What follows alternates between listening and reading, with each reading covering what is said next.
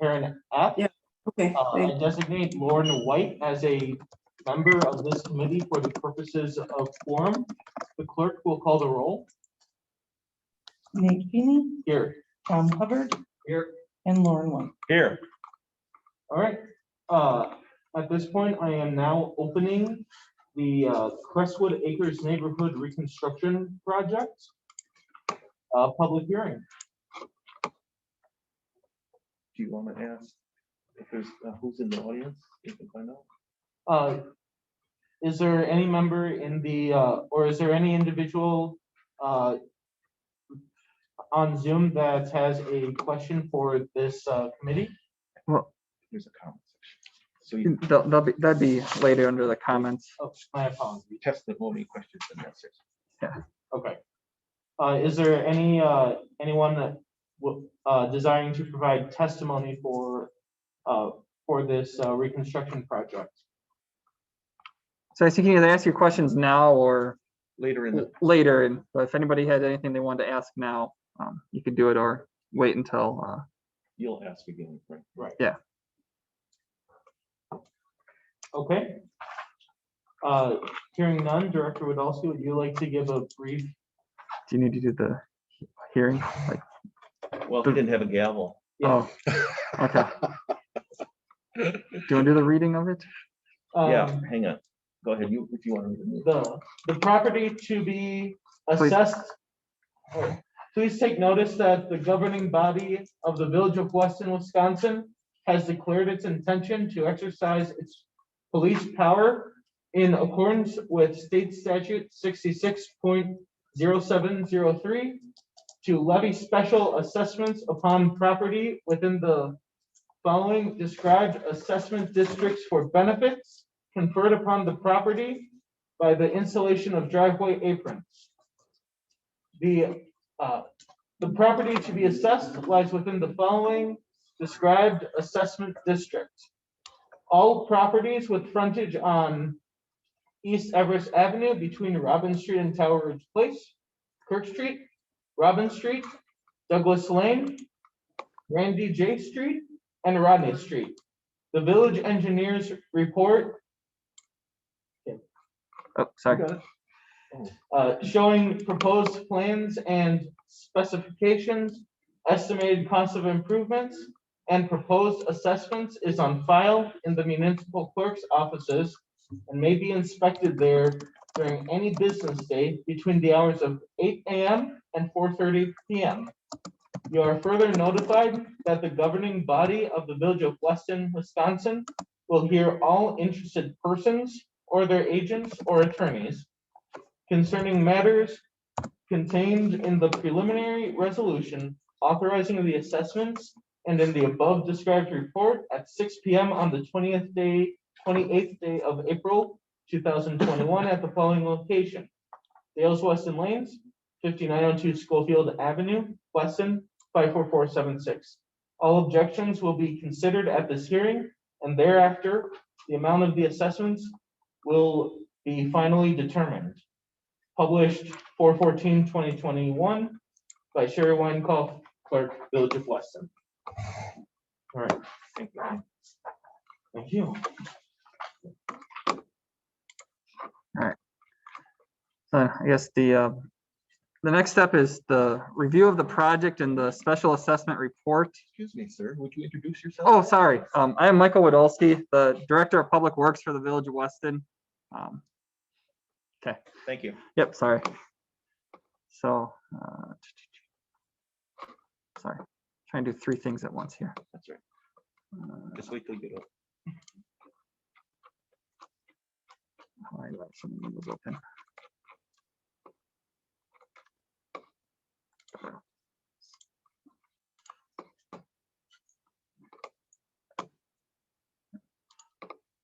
Sure. Okay. So just a project overview. I guess that's where my introductions came in. But so I'm Michael Wodolski, Director of Public Works. For this project, Dan Raskowski is over on the side there. He's our Deputy Director of Public Works. So during the project, he'll be around, as well as Josh Swenson, our Utility Superintendent, who is not here. And then the on-site engineering consultant for the project is Dylan Schmenk with AECom. So you've probably seen some AECom vehicles, people invest in the last 6 months. You'll see more of those people around. So if you ever see any of us or anyone with an AECom vest on during the project, please reach out to them. They're there to answer questions and I guess handle those items that are, I guess, come up during the project. So as Nate read, the project area is Kirk Street, East Everest, Douglas, Robin, Randy J, and Rodney Street. So some of this we went over at the public information meeting, so I'll try not to bore you with a lot of the duplicate information, but the infrastructure is from the 60s through 80s initially. It's just reached a point of deterioration where replacement of the existing infrastructure has been determined the only way of correcting the issues with the existing water lines, sewer lines, drainage network, and street. So this was initially proposed as a 2011 project. At the time, 10 years ago approximately, the project was shelved for a different one. I believe it was one of the assessments or just some of the other resident interaction at the time. The village decided to shift gears and delay this project, which didn't delay the need, I guess, of the infrastructure. It just pushed it down the line a little bit. So I guess that's where we are today. So again, the neighborhood was selected just due to the pavement, drainage ways, the water facilities being in poor condition. Maintenance, trying to correct spot problems just isn't practical. And as you probably know, you have some fairly clay soils and high bedrock that doesn't allow for great drainage, and there's a lot of heaving, which over time has impacted the water mains and other sewer facilities. So the project includes full utility replacement within the right of way. So that's the replacement of the existing water and sewer mains, as well as the laterals up to the property line. So anything from the property line towards your house is not going to be changed, but from the property line to the road will be replaced as new. So, the right of way line, correct? Yep. So if say the sewer line is in the middle of the road, the property line is depending on which street you're on, it's 30 or 33 feet. So that first 33 feet of sewer lateral will be replaced as part of the project, but then from that point to your house it's up to you as residents, I guess, to maintain those. So and they'll tie into what's there. Correct. Yep. What are you replacing the asbestos cement water line with? It'll be a ductile iron water main. So it's what probably 80% of our water system is ductile iron. So Not cast iron. not cast iron. No, cast iron is a little more brittle. With issues with that breaking. That was used throughout the 80s, and then pretty much from the late 80s, early 90s on, we've installed ductile iron solely. So yes. Then the street is a complete reconstruction. So it'll be new subgrade. So we'll be digging out the clay, I think rotten granite that's underneath the road, putting in a new subgrade, sand, and also I guess then a new pavement structure itself. The road is going to be realigned so it's centered in the right of way. This is primarily along Douglas Avenue or Lane, where the road isn't in the middle of the right of way. It weaves in and out, especially on the curves. So for those of you who drive in that area, you may notice that the bends in the road are going to appear different once the project is done. Michael, why don't you bring up page 15? Page 15. Okay. I can do As long that. as you're on that point. Yep.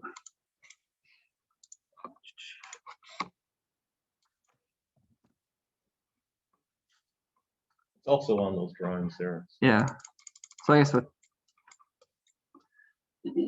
so here, yeah. So like in front of 4307 Douglas, you can see how the road is nearly touching the property line on the north side, and then on the south side of the road, it's way off centered. and then it kind of comes back on this bend. So there's this area that's, right of way, that's the road is on the south side, and then it goes back at Kirk Street. So the road as it gets put in will be smoothed out and aligned along the middle of the middle of those bends. Okay, where was I now? You're explaining the project, Yep. what's being replaced. Sorry. Needed another computer person. Okay, so then on the side of the road, it'll be a concrete shoulder. So right now you guys have there's a gravel shoulder at the edge of the asphalt. There'll be a flat curb, a ribbon curb, I guess, that'll be there on the side to help hold in the pavement structure. I guess that's the main purpose of the shoulder.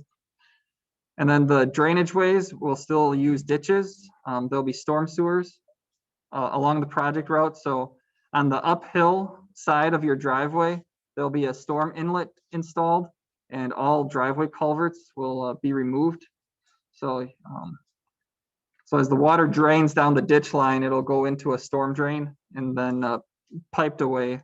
So the use of ditches is, I guess, a requirement of the Department of Natural Resources, more or less, to make sure we keep up with our phosphorus and total suspended solids removal. If we were to try to go to a traditional curb and gutter, we would have had to have found a different way to treat the stormwater runoff to meet the requirements, which there wasn't a good practical solution except for maybe buying a few houses and putting in some ponds. So it's not really always a good solution. So maintaining the ditches with the vegetative flow was the requirement there. So I know that was a question some people have had, is why are you still using ditches?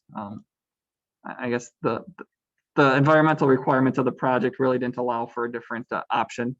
Michael, you may want to explain that the DNR requirements are causing a lot of communities to rethink how they handle drainage from their streets. In fact, they're trying to encourage them to have it mitigate right there on the site, percolate through the soil and not be carried away into the rivers. Yeah. DNR gets to have their kick at the cat too. So yeah, historically the goal was always you pipe it and you get it away from your property as fast as possible, and now the requirements have shifted to wanting to infiltrate it so you replenish the groundwater, the aquifers. Although as we mentioned, with the high bedrock and the clay soils, your neighborhood isn't necessarily well suited for that. So we did get a few areas exempted on the project, but not the entire neighborhood. So we still have, but that's where putting in a sand lift and being able to utilize different soils versus what's there. We're able to. I got a question on that. Oh, yep, question. And you know who this is? So Please in- state your name and address for the record. 4308 Douglas Lane.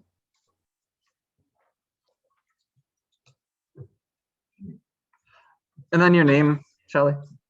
Shelley, you already know who it is. Yeah, I know. I'm just not supposed to state it. Oh, I'm sorry. Pat That's good. Buczkowski, Rochelle Sukup.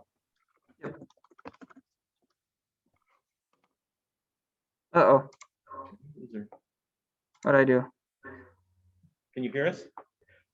I can hear you. Okay, So when we bought this house long before 2011. Yep. And it was supposed to be done. We just put in a brand new driveway and a brand new culvert. And the culverts aren't supposed to be done. The other side of our property got wiped out by PGA Plumbing. And now that's wiped out and that's gonna be taken out. So I just wanna put in there, so all the people that put in brand new culverts on all these driveways, like Huckbrenner's, we did, Lois did, and a lot of other people, are we gonna get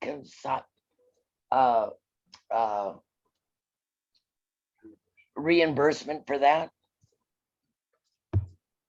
no, we historically have not reimbursed people for any improvements that they've made prior to the Okay, project. but this was supposed to be done in 2011 and it didn't get done.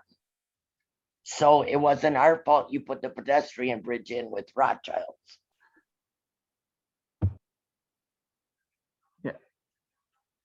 Yeah, I guess that, I don't know, that'd be a question, I guess, for the village board or somebody else, but as far as staff, I mean. Okay, don't- Nate Finney, you live up the road from us. I Help do. us.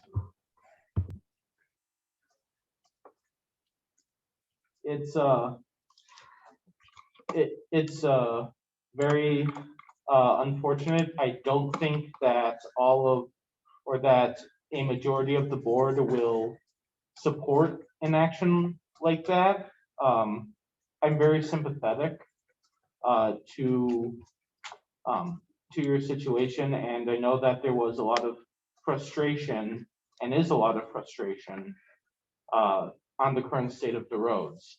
I'm only chair of this committee, and I'm one vote on the village board. I don't think that a majority of the board will go along with reimbursing people for culverts installed in the last few years. Well, they could have told us that when we had our ditch line redone without our permission. And I think he knows about that, Michael.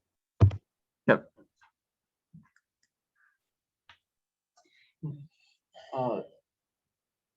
Yeah. Director Wadowski, you may continue. All right. Okay, drainage improvements. Can you go back for a second? Yep, sure. So the blurb on there about the sump pumps?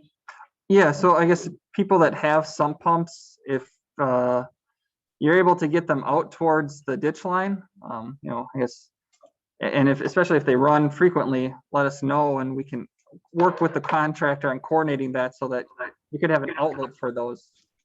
So if your sump pump is out to the backyard, the idea is that's gonna work.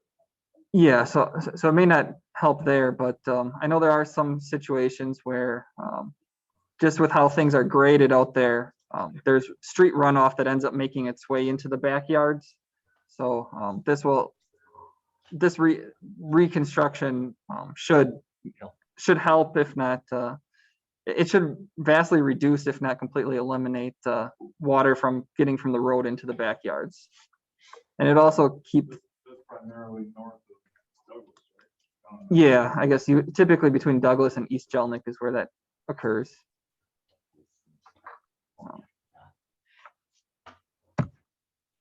Yeah.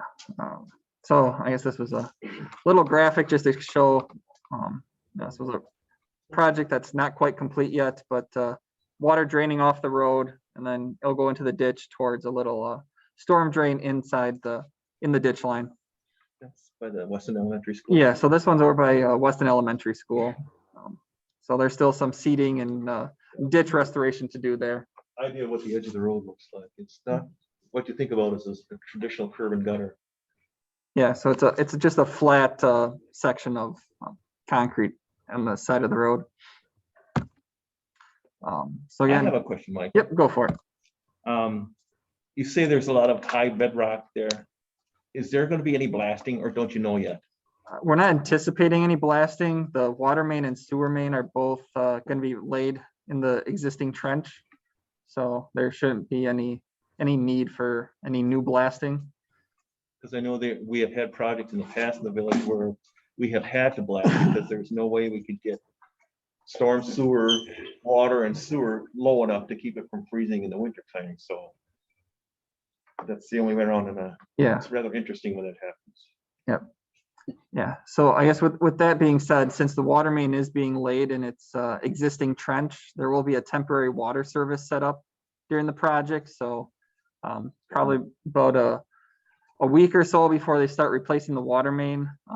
It's usually a 2-inch pipe that'll be put in kind of down the street, and then it'll attach to your hose bibs, typically on an external hose bib. So you'd begin your water through that until the new water main is put in service. So it's usually about a week and a half time frame. So But you'll be out of water, say for maybe 1 to 3 hours when they hook you up initially to the temporary water, and then about another 1 to 3 hours when you get hooked up to the new main. They'll let you know before they shut well in advance of when they're gonna shut the water off, so you can fill your And that's bathtub, showing. Yeah. whatever else you need. I have another question regarding the photo that you have here, Michael. Yep. So the bottom right one, that shows, it looks like, the driveway is cut farther in from the edge of the sidewalk and stuff. Is that an average of everybody? And if so, is that something that's replaced as part of the project, or does the homeowner have to come up with fixing that? I said, Yeah. why did you kill my own fucking driveway? Why did you? No, the village would replace that as part of the project. It's not an extra cost that you have to maintain. Got that just in time. So So replace it with in kind. yeah, in kind. So if it's asphalt, we'd replace it with asphalt. If It's it's concrete. concrete, it would be replaced with concrete. I think there's 1 or 2 driveways that have brick pavers. Those will be replaced with brick pavers.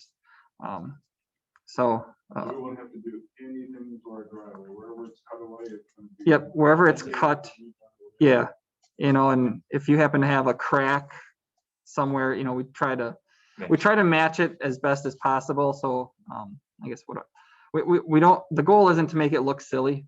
We want to try to match it in as best as possible.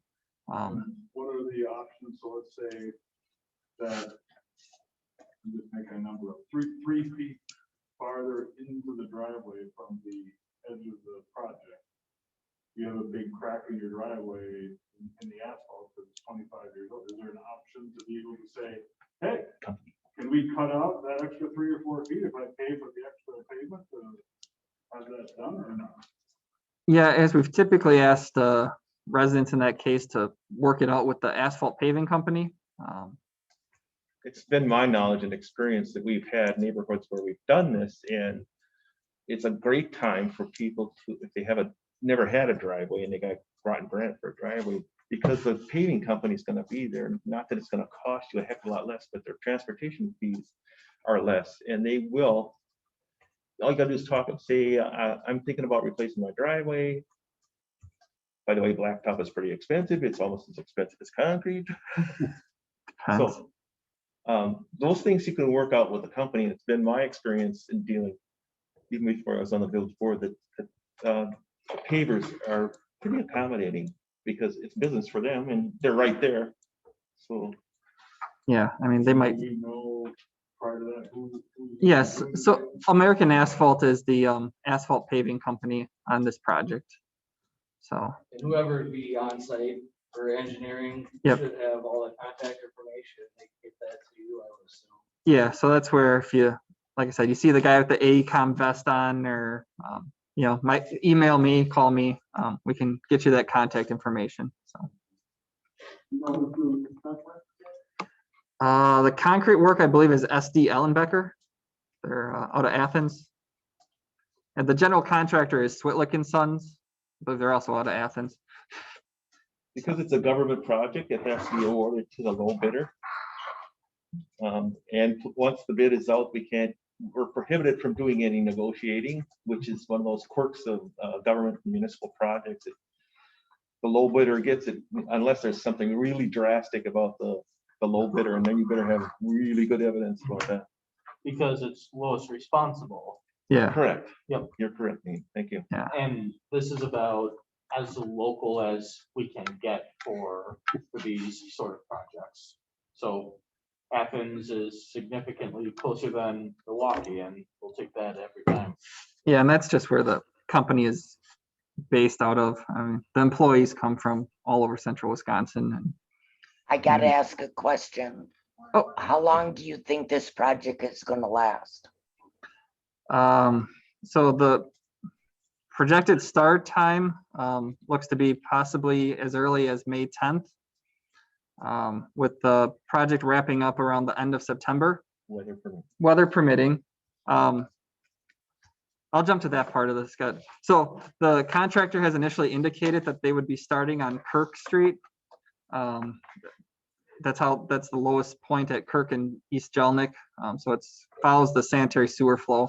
So they'd be working on Kirk Street at East Jelnik and then working up or south towards East Everest Avenue.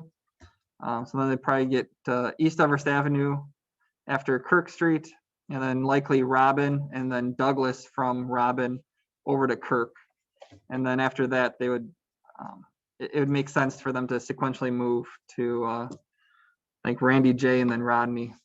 I always get those two confused as far as which one's east of which one. But I'm assuming when you said they're moving up, so all the deconstruction is moving that, and yes, assuming that nothing's gonna be paved or anything until one fell swoop at the end. but it depends. Yeah, so sometimes they'll do, I don't want to put it, so they'll phase their work. So they'll remove what they need to, likely one street at a time, and then put in the sanitary sewer, and then typically you put in the water main, then the storm sewer, the drainage network, and then you build the road back up. So at the very least, it should be a gravel surface, say within, I'd guess maybe 5 weeks of them starting on a road. That road should be at a point where it's ready prep for concrete and the remaining part of the work. Usually, the asphalt pavers want a sizable portion of the project to be ready for them. So I would foresee this project being paved in at least 2 phases, possibly 3, or I don't think they would wait until the very end to just do it all at once. Because the contractor has to maintain dust control and other items like that too throughout the project. So the more times they have to come back and grade the road or do those items, that takes up time and costs them money too. So I have another question, Michael. Yep. We've had a lot of activity by utilities, phone, internet. So the proposal is not to interrupt them, and what happens when the contractor breaks something? Are they responsible for it? yeah, so the contractor is responsible. So if you're watching TV and all of a sudden your charter goes out or your Frontier phone line is out, I guess definitely let us know right away. And that's something that the contractor, Frontier, Charter, TDS, WPS, they're all in the loop with each other. So they'll have the emergency contacts for each other and know when they hit a line that it needs to be fixed right away. Question? Yeah, TDS is supposed to be coming to bury our line shortly. Yep. Should we push them off so that No, I mean, because not chance of already getting ripped out, or no, If yeah, it's adequately marked, it's marked with, the contractor, to be honest with you, most of the contractors are very conscientious about, because if they rip it up, they gotta pay for it. all right. yeah, I yeah, just figured before it's put in, yeah. easier to move. No, and TDS, Charter, Frontier, WPS, they've all been provided the detailed drawing plans, so they know where they should be putting any new lines as well. They don't want to have to relocate something they just installed either. So in that area, I know the main power supply is overhead. Are those gonna be buried when they redo them, or they still be overhead? They'll stay overhead. I guess I shouldn't speak. WPS will do what is best for WPS. We can't force them to bury anything. So if they keep it above ground, it's going to stay overhead. Be smart if they did. Because I think the poles are certainly within that. Yeah. Yep. So it's the pole that's gonna come out. Yeah. Usually they set a new pole and then they'll just transfer the services over to the new pole and then remove the old pole. If a person has an overhead supply coming into their home, because there's some that have overhead Mhm. and some have underground. Do they contact them? Right. Yes, at that point and say, I would like to have it switched from overhead. I did that in my house because we had neighbors' trees that were falling over the line, so I heck with it, had it buried. Kyle called them, they did the work. It was reasonable at the time and an assurance to me that I wouldn't have my lines tore off the house. Yeah. Yeah. So if that's something you want done, I guess, I would call WPS and I guess that'd probably be the time to ask them while everything else is ripped up. Question, Michael. Again, I'm Yeah. sorry I have so many questions. That's fine. You need to ask more questions. Are there any trees that you speculate might be gone out of the right of way? Yeah. So I guess on the table over there, our They're all marked on the maps. yeah. In your yard? Well, Well, There's what a we thought couple. was our yard, It's it's actually actually the neighbor's yard, so Yeah. that's okay. Yeah, so the maps out here on the tables, the one closest to me of each street does have I think it's a red X through any trees that's suspected to be removed. The plans are also online. If you go to westonwi.gov/Crestwood Acres, there's information on there that would also show what those trees are. So, and then as part of the project, if you do have a tree that gets removed, we do replant a replacement tree. Not as big as it. Yeah, so it's not as big, unfortunately. So if you do want a replacement tree, I guess that's how we typically would replant one. Sometimes people say, I don't want a replacement tree, that's fine. Yeah, so that'll be, once we get the count on everything that was cut down, we'll then ask, I guess, reach out to residents to see if they want a replacement tree, and if so, what type, question. Yep. This is a little around the corner on Tower Ridge, is that when they put that new neighborhood in over there, they had all those trees on one side, that's over on the side of the Menace. Yep. Most of those, I think I counted 13 trees, because some of them died or were watered, whatever. Yep. Who's responsible for replacing those, and are they gonna replace those? That's a good question. I think it would be Renaissance, but I would have to check on that. If there was So that's their property on the other side, in between the sidewalk? and the- no, that is public property. It probably is a public tree then. Because there's like 13 of them, I mean, they were really nice when they were there, and it's just, I Yeah. hate to see it, if you're going to put something out there, make an area look good, and Yep. improvement, and now it's just sitting there. which Yeah. They're all just chopped down and. Sure. Yeah. So as far as your project goes, any replacement tree would be put on the private side of the sidewalk, not in the ditch line. So I guess I have a question. yep, go ahead. Name, please. Cheryl Falkowski. Okay. How long will the roads be impassable as far as getting from one place to your home or whatever? So the contractor is required to keep the road accessible at, I guess, at all times technically, but if they're installing the sewer right in front of your house, there'll probably be a time, for a few hours that day where you're not going to be able to get in and out. But otherwise, by the day's end, the roads should be accessible to everybody. And then the only time you wouldn't be, I guess, able to get in and out of your driveway is when the concrete is curing right in front of your house. So typically that's about a week from the time the concrete is poured before the contractor is, I guess, opening the driveway up for you to drive back into your garage. But you would be able to park right in front of your house during that time. Well, the reason I'm asking is Greg is in a wheelchair, and we sometimes have to get to places, and so what do we do? Yeah, I guess if we know that ahead of time, I guess we'll, we'd work with the contractor to make sure there's, a ramp of some sort built so that you can get in and out as, I guess, as safely as possible. Okay, so we contact the contractor, is that what you're saying? Well, so what is your address? 6305. Okay. Which street?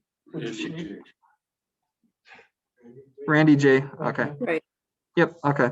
Yeah. So, I mean, these are good things. When we have our pre-construction meeting with the contractor, I'll bring this to their attention so that they can be aware of that. Advance notices always helps a little bit. Yep. Yeah. And so, and again, as work progresses, if you're not going to be able to get in and out of your house, you'll have somebody knock on your door if you're home. There'll be a door hanger put on saying you'll be without water the following day. So I'll send a letter out, the week before concrete work starts, kind of given an approximate start date. So, we do our best to make sure that you're aware of what's upcoming as far as the sequence of work. On occasion, there are some glitches, Yeah. but I'm pretty sure the village will do its best to minimize those. It's like anything else. We can't control the weather, and like stuff we find buried in the ground. Yep. It's like, oops, where did that come from?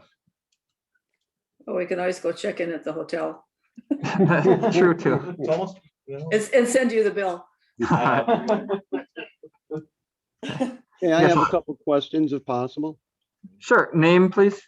David Pirshala, I live at 4307 Douglas. Okay, I guess going back to the tree situation, Yep. when they cut down, I have a large oak tree that's scheduled to be taken down. okay. Or if when they're here cutting the trees down, is it possible you can get some of the wood for personal use, fireplaces, things like that? Or do you just Yeah, have to be here when they do it? yep, yeah, if, again, if you want to keep your wood, this is good information for us to have. That way we can make sure that anything cut, or if there's specific trees only on your property that you want to keep, we can make sure that that is left on your property. But they won't cut it to length and split it though. No, they won't. Really? Yeah, unfortunately. I guess I've got a couple other questions. Yep. Mail delivery, are mailboxes still going to be accessible while they're doing this, or are we going to have mailboxes put off to an end of a street where things are delivered? Yeah, so there'll be temporary mailboxes set up. I don't have an exact location yet from the contractor as far as where they would locate that. That is up to them to coordinate with the post office as far as where they would locate those. But how do I want to put it? They will work with the post office and then let us know where they'll be. So The post office has the final say. Yeah. Where they're gonna put their boxes, so it's all up to the post office. yeah, so then once we know where that is, again, we'll get that information out to residents so you know where your mailbox will be during the project. Okay, once a project is completed, are mailboxes then replaced in the same area they are now? Correct. Yep, Or- yeah. So as part of the project, the contractor will remove your existing mailbox. They typically will bring it up to the house. And at the end of the project, they'll come grab your mailbox and put it back in on the side of the road where it is currently. Okay. And the current flags in your lawn, where they marked utilities, are those to be left where they're at now? You know, it's Yeah. happened times since last fall. I think we've had flags put in our lawn 5 Sure. times now, and, you know, Yeah. you don't really know what's going on, and, you know, Yeah, so especially with having to mow lawns and stuff like that, you know, you got things painted and marked, and of course, they're gonna be cut down and mowed up. You gotta try and replace them where they exist right now. Yep. Yeah, so I know WPS had called in some diggers hotline locates late last week. They have some gas line replacements. I'd say anything that's not near your house should stay out or stay as is. Once the work gets started, I guess if you need to mow around it, you know, you can pull the flags, and then if you can still see the paint in the grass, you know, try to put them back. Yeah, it just, you know, since we've had things kind of marked for when they were doing original surveying of the area, and then, you know, a month later, they're sticking flags in the ground again. You don't really know why. And, you know, Yeah, last week they were out doing the area, and Might be doing it's something. like, okay, do we leave these? Do we not leave them?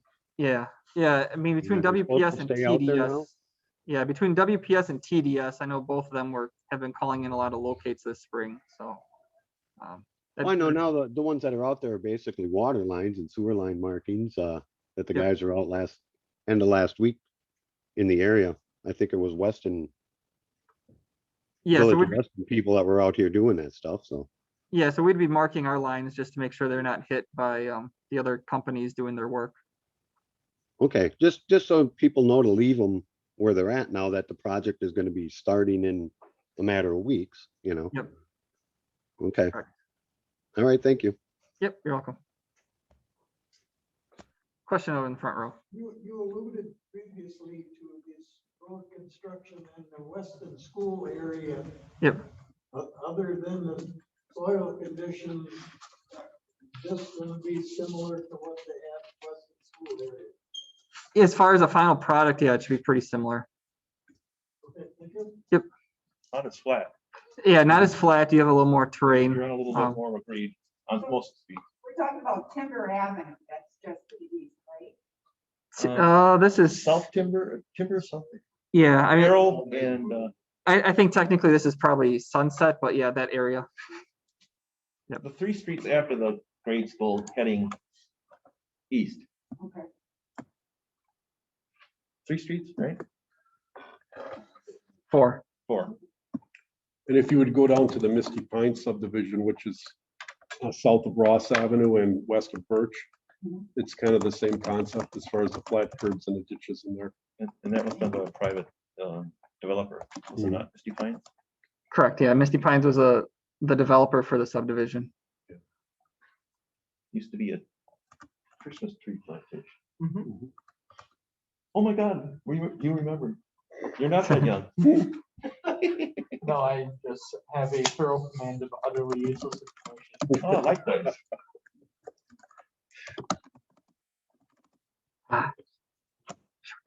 Okay. I can keep going. Sorry, I was trying to type and talk. Did you see the chat? Somebody was asking about. Yep.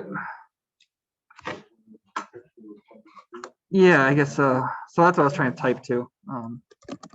So there's a question about the flooded streets. I guess I'm not quite following that. The picture on the left is I think that's Rodney. The picture on the so I guess there's a question that says, do you have a picture of the flooded ditch on the left side of the screen after construction completion? I guess the project hasn't been completed yet, so I'm not sure what the question is there. I think the assumption was that that was the before. Oh, and this is an after. Okay. Yep. Yeah. So ideally this is before, and this is what it'll look like after with a dry ditch with some grass in there. This one looked much worse. Yeah. Oh, yeah. Okay. I don't think there was a square foot of pavement that wasn't cracked. No, it was rough. I could probably go find a picture of Kennedy quick. So I guess as far as sidewalks are concerned, the village adopted a complete streets policy in 2015, which requires new and reconstructed streets to install pedestrian accommodations.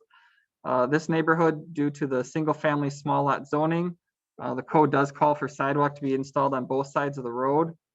So I guess looking at the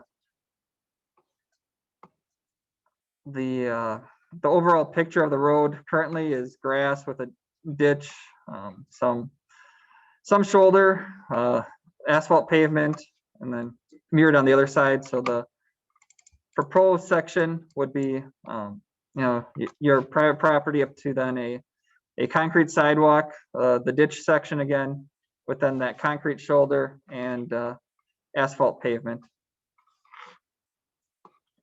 So That should, in my neighborhood, I have just ended blacktop and then dirt shoulder.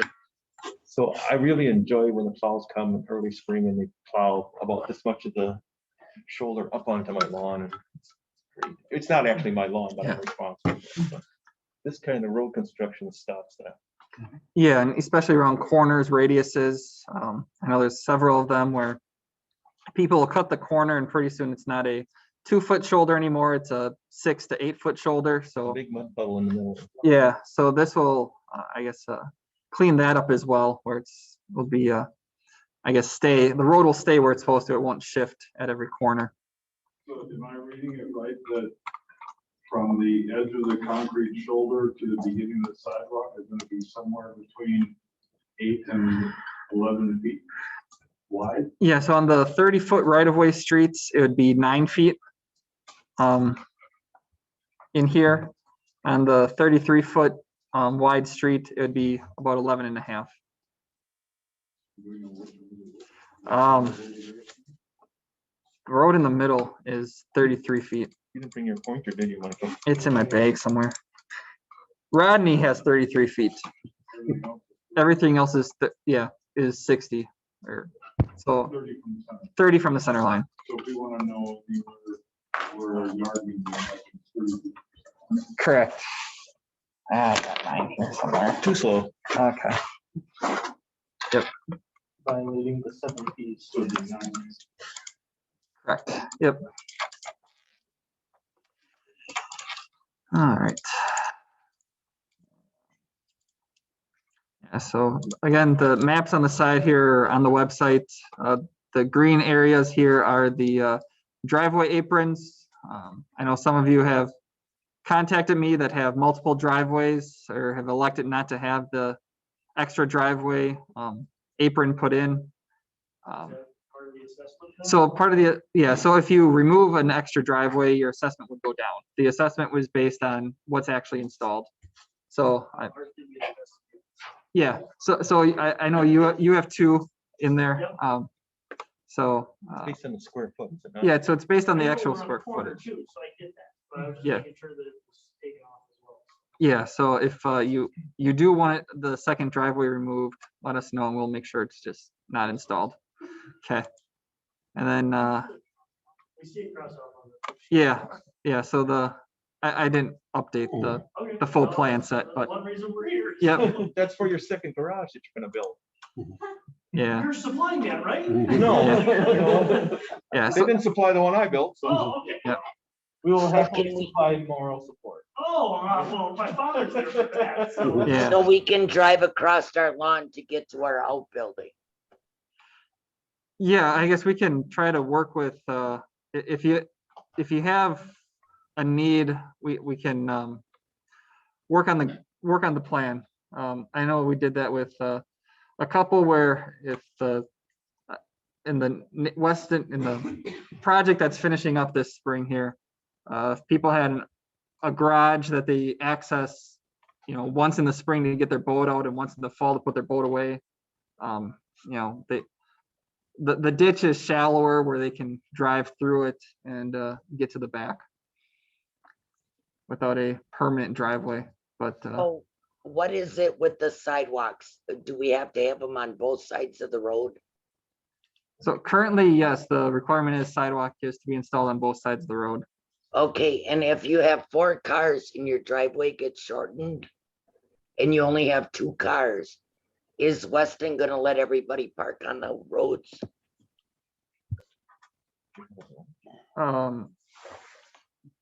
It's my understanding based on ordinance that we already allow for parking on sidewalks except during park on the shoulder of road except during winter when we need to plow.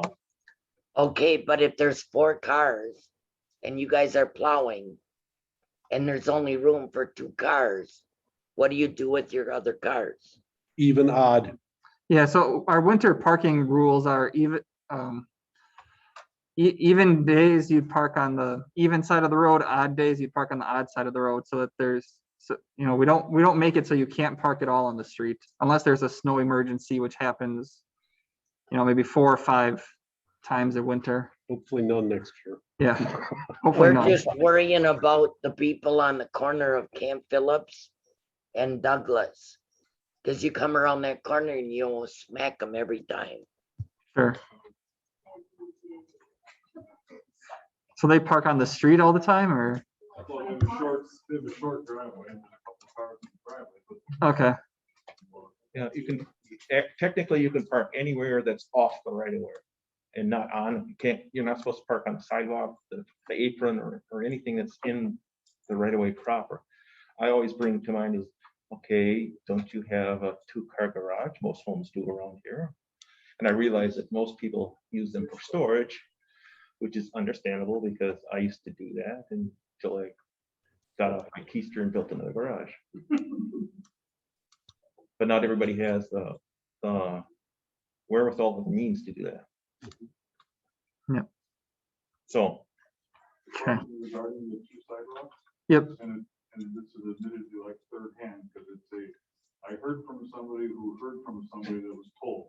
So I'm putting that out there, but there's a rumor running around our neighborhood that there was some discussion with somebody about that we may not have to have sidewalks on both sides of the road, especially that's specific to Douglas.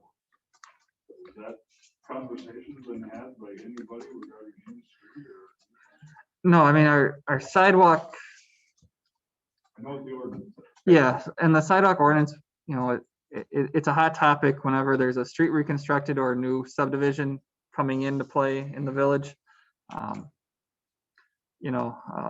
last year there were some modifications made for dead end streets. Streets nowhere. Yeah, kind of a street to nowhere. Oh, yeah, like the one up at Rennie's when it was just gonna be a turnaround and not a through street.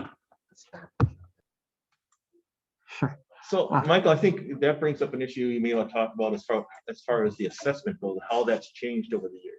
Yeah, so I guess to finish the point on the sidewalk, I guess if there is a desire to, I guess petition, I guess residents always have that right to take things to the village board. What? I happen to be on the plan commission. Sure. And we are the commission that enforces the village's zoning, everything to do with construction, public utilities, roadways, and all of that stuff. And they have not been in favor of going against our own ordinance, to be quite honest with you. And I can tell you in the past, it was a very contentious issue. And we as a village board have looked at this several times. First, we were going to put sidewalks in and charge people.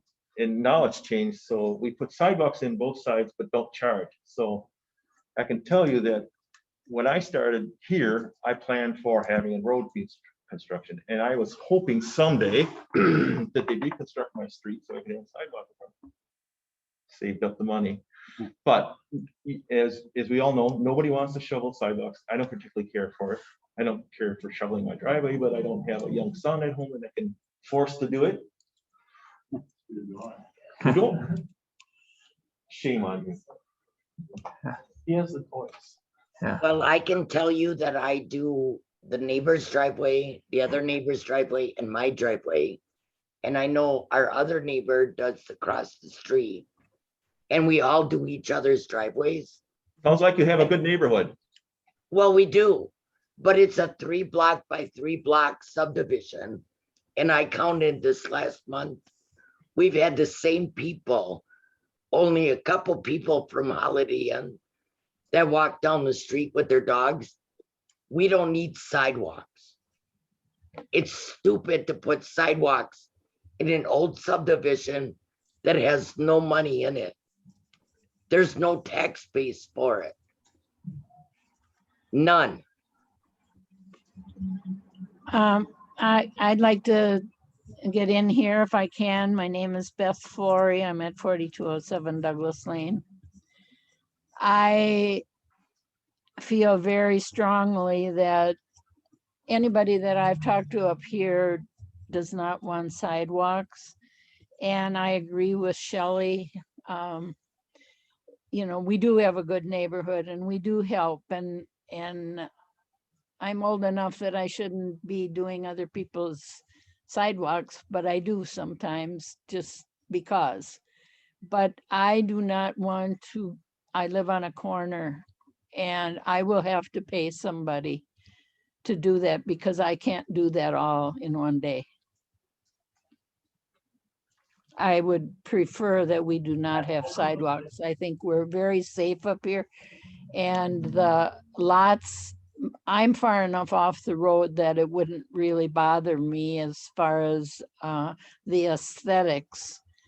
But there are a lot of people next to me here that the people would be almost in their living rooms.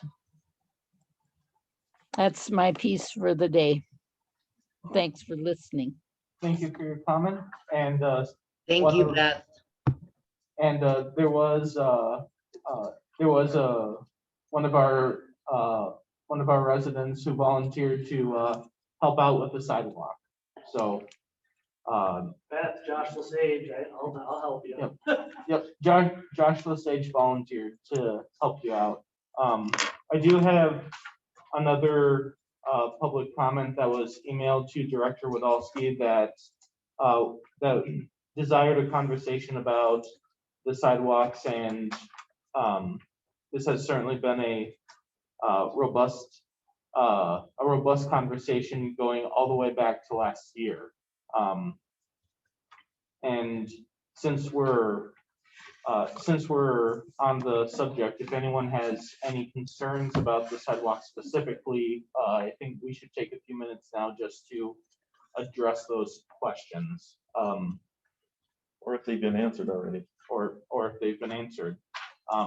If based on my recollection and discussion with other, with Director Wodolski and Administrator Donner, part of the reason why the project fell apart in 2011 was because residents in Crestwood Acres would have been forced to pay for sidewalks in the Crestwood Acres neighborhood. That's not the case anymore. If it's part of a planned improvement, like this whole reconstruction project, it doesn't seem right that, at least speaking for myself, it doesn't seem right that homeowners should be forced to pay for something that they may not have signed up for. But when we pass a new ordinance that requires that we put in sidewalks, then I think that this goes to make things a little more fair. The village voted in that ordinance in 2015 for complete streets. And because we made that decision, you shouldn't have to pay for sidewalks. So if you're concerned about any backdoor or hidden assessment for sidewalk, that's not going to happen. I don't know exactly who was talking right there. That But would be, just to say, in 2011, Mhm. and if the sidewalks in the improvement would have went through instead of the pedestrian bridge to St. Clair's, that this neighborhood does not use at all, I don't use it either. we would have been happy to do that. It's federal funding for that. But right now, in 2011, we all bought our properties before 2011 in this neighborhood, because it's an old neighborhood. It's a 3-block by 3-block. If we had kids walking to school, but we don't need that because of the pedestrian bridge goes over to St. Clair's. We don't have any kids that have to walk to school. They all get picked up with school buses. I don't think it's fair to put in sidewalks. Thank you for your comment.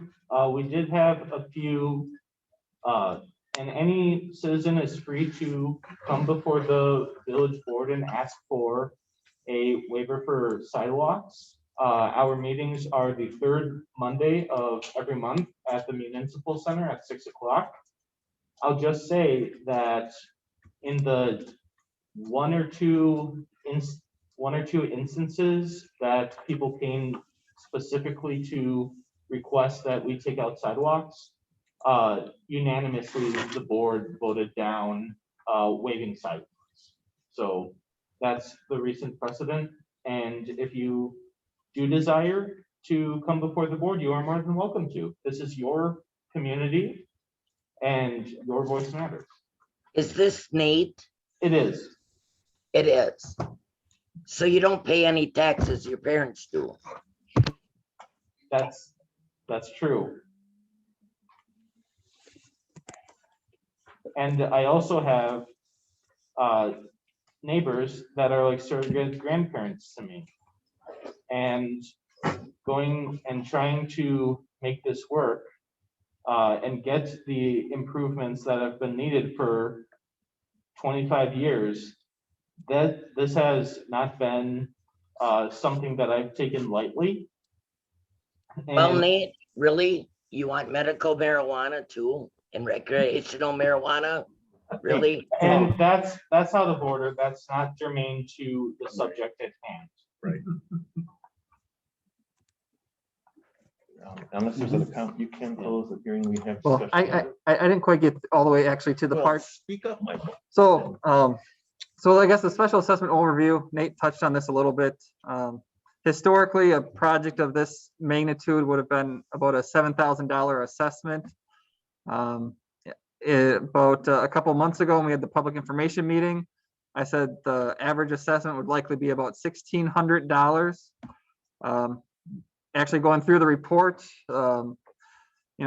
calculating the assessment, estimated assessment rate is $5.86 per square foot for the driveway apron, which based on all the driveways in the project, the average assessment is about $1,494.88. So this cost varies based on the width of your driveway as well as number of driveways. So if you have 2 driveways, your assessment's likely higher. If you have 1 driveway, but it's 30 feet wide, it's going to be more expensive than 1 driveway that's 20 feet wide. So it's based on that exact area. What page is that on packet there, Michael? Oh, I can, in the packet, it is, Because I looked at that, I didn't see anything more than $400. am I doing this right?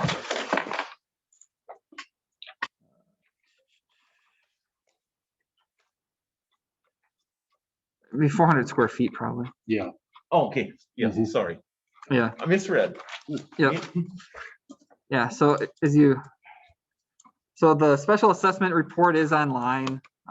So the assessment rate is calculated by going through the detailed cost of the construction project. And then you get your subtotal of sewer, water, street, curb, gutter, shoulders, storm sewer, sidewalks. You take all those costs and then the landscaping, the construction design, the inspection, and the total for all the improvements. This is approximately a $3.12 million project. About $106,000 of that is what's assessed for the driveway apron. So then the total area of the accessible units for your concrete approaches was 18,102 square feet. 112, yeah. So the calculated assessment rate then was 586 based on those numbers. So then there's the table of parcel frontages that shows what the measured design square footages of everybody's driveway or driveways approaches. And then that amount was multiplied by that $5.86, which then brought you to the total assessed rate or assessment. So at the end of the project, there will be a final assessment determined. And the final assessment is either your estimated assessment or the final assessment, whichever is less. So I guess going into this, the maximum that you would pay is what the estimated assessment rate is. So if the project comes in under the current price, you would have a reduction. If the project goes over for some reason, your price still doesn't change. So I guess the only caveat is if somebody were to say, hey, I want to make my driveway 5 feet wider, or I would like a second driveway over here, that would change it. But based on the square footage of what's measured is how that is determined. Michael, do you want to explain the options as far as paying that assessment? Yep. Yeah. So as far as the payback of the assessment, so in the, where is it here?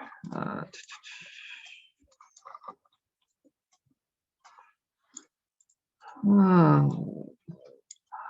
is that? So anyhow, in the payback is typically if it's over $1,000, the village's special assessment ordinance allows for it to be paid back in 10 installments or up to 10 installments. If somebody were to want to pay that off right away, you could, or you can wait until the assessment comes due. It'd be part of your tax roll. So if I work to this, where do I have it here? I didn't put it in there. Shoot. So the first assessment wouldn't be done until after January 1st, 2022. So as the project would wrap up this fall, the actual final assessment likely won't be determined until winter. So it'd come out in the spring, and then the first payment would be due as part of your 2022 taxes. But yeah. If you don't pay it in full, Yeah, so there'd be interest on it. if you don't pay it in full. But I believe, talking with our finance director earlier today, the interest rate would be about 2.5%. So it's fairly a low interest rate. It's whatever the village pays to borrow money, so. Yep. Yeah, so that was based off of the bonds that were taken out to pay for the construction project. So. With regards to the soil and the bedrock and the season that we see with the culverts in that neighborhood. Yep. What is being taken into account for the sidewalks to keep the sidewalks from heaving and becoming disjointed? Yeah, so there's I guess a sand lift that's part of the project. So as the clay material is taken out, there'll be sand brought in to help, I guess, mitigate the frost action that the clay soils have. Sand has more air voids, so as water gets into it, it can expand without heaving. In living in northern climates, we all know that there's no way that you could have sand lift 4 feet deep and you're still gonna get in your sidewalk. Yeah. It's just part of living in wonderful northern United States. Like as problems arise, that you be responsible for the repair. So sidewalk is the village's responsibility. It's part of the public improvement. But we just don't shovel them. We don't shovel them, yeah. But if there's cracked panels or, heaved panels, that would be a village. So if somebody gets hurt because before it's replaced, who's responsible in front of my house? I mean, if it's private or it's public property, so it's like somebody walking down the street who slips in a pothole. It'd be kind of the similar principle. If we know there's an issue and we don't take care of it, there's probably some negligence on the village's fault, but I guess as soon as we know about things, we try to address them as soon as we can. Regarding the shoveling comment again, so probably more a question for Dan. Plowing. Yes. So is that 9 to 11 foot area in between the edge of the shoulder and the beginning of the sidewalk? Is that typically enough that's holding the snow banks? Or are we gonna be shoveling the snow banks off of the sidewalk that the plows put on? Well, if we had a winter like last winter, we won't have to worry about it. But if you go back several years, I mean, what we do here is if it gets to the point that we've got to clear it out and haul it, we will. Yeah. That's because once, if we have a normal winter, the ditches will probably end up with snow in them and filled. And if the banks start getting that high, then we'll have to take some away if it gets to that point. I mean, there's still going to be storms or there's inlets in the ditches, but if you have a fast melt in the spring with the roads being reconstructed, it's still going to head downhill towards East Jelnik, and we'll deal with the water at that point. 2000, was it 17, 19? 18, when we had the spring. I wasn't with the village at the time, I was with the city of Wausau. We had the same problems up there with water, but we'll take care of it on a case-by-case basis and look, Yeah, so the question is, are you gonna get the windrow of snow from the street on top of the sidewalk? Right. Yeah, Oh, that's what no, you're asking. yeah, no, there should be plenty of room in that boulevard to take that snow off the edge of the plow. It's 30 feet of pavement? 13. Oh, yeah, so I guess 2 with the shoulder here, so yeah, 15. And Yeah, and then there's somewhere between 9 and 11 feet. yeah, Edge of the road and the edge of the side. Plows are 12 cocked on the angle, and then the wings are another 9, but you lose that extra couple feet. So it's not like we're going to be, and it's the people that are driving the trucks are aware of where the sidewalk is, and they take it slower so we don't end up throwing it all on there. Yeah. I thought you were concerned about the amount of snow in there. if it got real bad, if we had a snowmageddon where it was, a couple. Yeah. I mean, Question about sidewalks. Yep. If possible. Sure. This Dave Pershala again. Yep. Okay, in springtime, like everyone knows, we don't deal with it around here right now because we don't have sidewalks, but I lived in Wausau years ago. When the snow starts to melt, water runs onto your sidewalks, refreezes, covers them with ice. Does the village provide any sort of access to ice melt to keep the sidewalks clear of ice for people to pass on? Because if somebody slips on the ice in front of your house, Yeah. because it's covered with ice, whose responsibility is it? Yeah, I guess we could provide sand barrels. Well, Because again, it becomes an added expense Yeah, if you're out at the store buying bags of ice melt to keep your sidewalks clear of ice for a period of time when things are freezing, thawing, freezing. We all live on hills. The water's going to run right across them. yeah, I can tell you that I personally have come out to the municipal center and got salted sand, a 5-gallon pail at a time. They don't want you to haul a big end loader full of it and use it on your own drive. I've done that, and yeah, nobody's stopped me so far, so I figured it's okay. yeah. I mean, if somebody needs sand, yeah, it's a mixture. I mean, we can. But It's because we're deeply terrified. if you come there with a dump truck and an end loader, no, There's that's gonna be some questions. Yeah. the same way at the yard waste site. You can come pick up topsoil out there or compost if you want. It doesn't cost you anything. Correct. Other Well, than, again, it's, again, referring to Wausau, they do have sand Yeah. barrels, things like that. And I know you can go to the city department and get barrels or buckets of sand, whatever, to use on your sidewalks during the winter time. I'm Yep. just wondering if the village provides that type of option for people versus running to the store, spending, $30, $40 a trip just to get ice melt to keep your sidewalks clear. Yep. Yeah, and I guess that was what I guess Trustee White was alluding to is, currently if somebody wanted to come to the village and get some buckets of sand, you can do that throughout the winter. We could look at putting a sand barrel out. been my experience. I grew up in Wausau, so I'm very familiar with the sand boxes, and inevitably they got hit, or they were filled, or they rotted away, and it got to be really a logistical thing. We'd prefer you put the sand down instead of straight salt, just to try and reduce the amount of chlorides that end up in the surface runoff water. Especially on new concrete too. Well, that's the other thing. So the sand salt, we typically mix at around a 5% salt mixture. And the other side of the coin is once you put it down, the stuff that we've been using here has got it's a touch coarser than what the city used to use.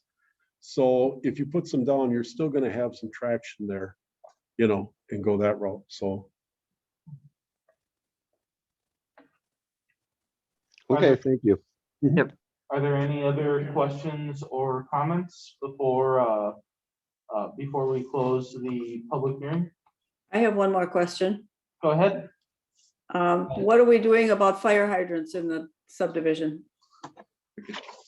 All the hydrants will be replaced and I guess installed on the project or as part of the project. I guess what is the exact question?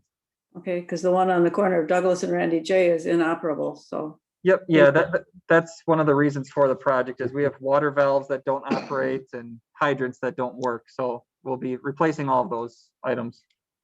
Okay, Go ahead. thank you. Yep. Was there any thought to a federal subsidy helping out with the village to pay for this project? I guess what kind of federal subsidy, like? I mean, I know right now everybody's throwing around infrastructure. Yeah. Our state representatives questioned if there was any federal funds that were available. Yeah. A lot of times when you get federal funds, you get federal requirements that go with the projects. Is this good or not? Sometimes usually there's extra red tape. There's extra, you have to buy. Put in more than you want. Yeah. It's longer, more expensive. Yeah. Additional prevailing wage requirements. So in short, to, Yeah, unless you heard anything. no, today, I mean, no. usually there's, safe drinking water loans. Safe route to schools. Yeah, there's things like that that you can look into. Loan rates realistically right now are pretty cheap. So Inexpensive. inexpensive. They're never cheap. Yeah, so, borrowing from the market right now, I believe was almost better than getting a safe drinking water loan from the federal government. So, It has been explored. yeah, we're constantly looking at grant opportunities and ways to, save money on projects. Typically local, a neighborhood reconstruction. It's tough to get grant funds for that. Usually they want to see, a busy corridor, that's in need. I would have thought the removal of the asbestos water mains certainly would have Yeah. had an effect on Yeah, unfortunately, if we had lead service lines, we probably could have gotten all kinds of money, but we don't. Not in that area. anyway. Yeah.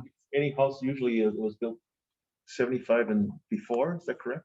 Yeah, I mean, in the village, we don't have any lead service. we don't lines. have any lead service lines.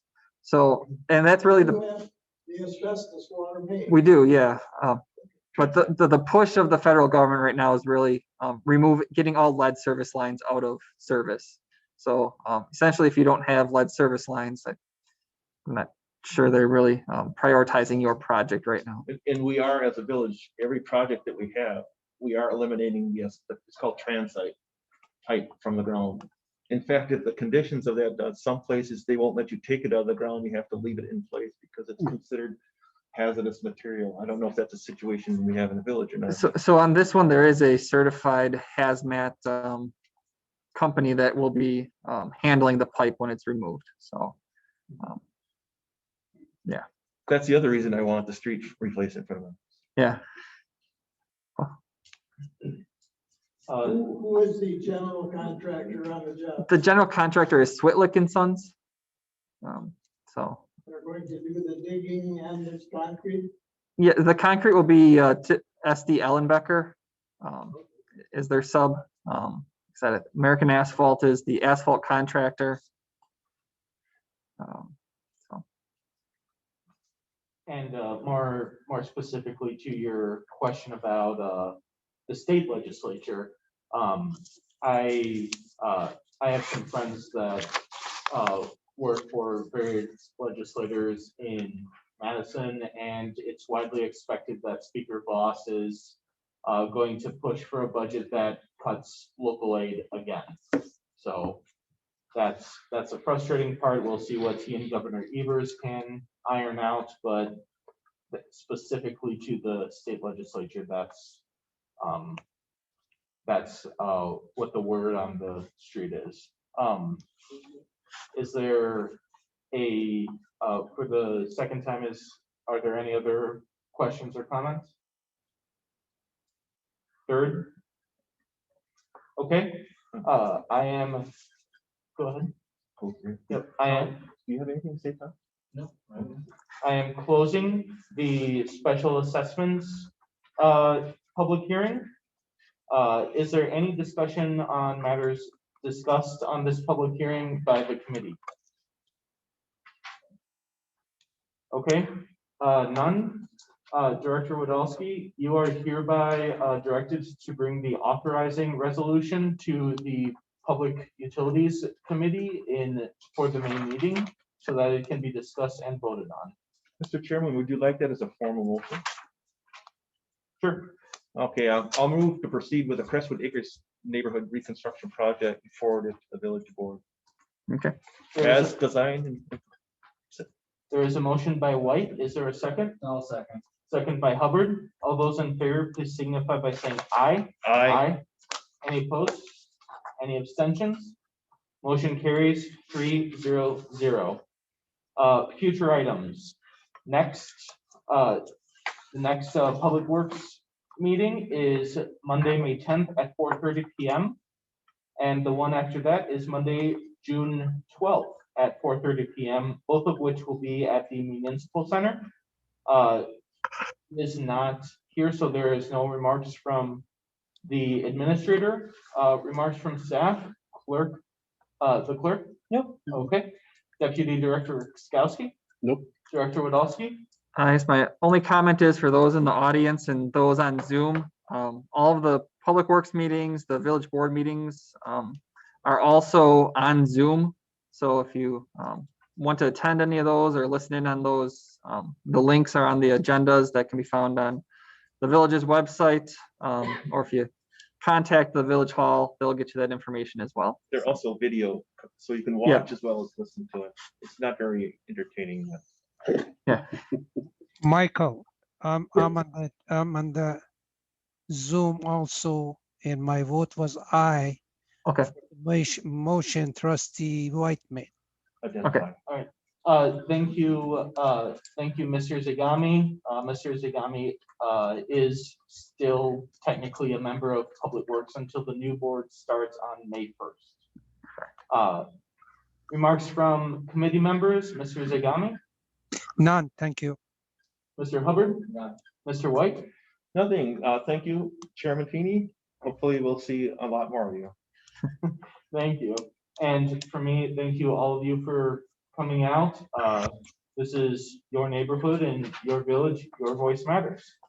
At this point in time, I would be willing to have someone, or I'd be willing to entertain a motion to adjourn.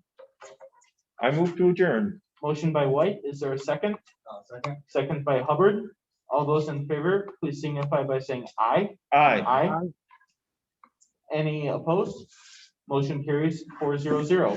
We are adjourned at which time? 7:22. 7:22 PM.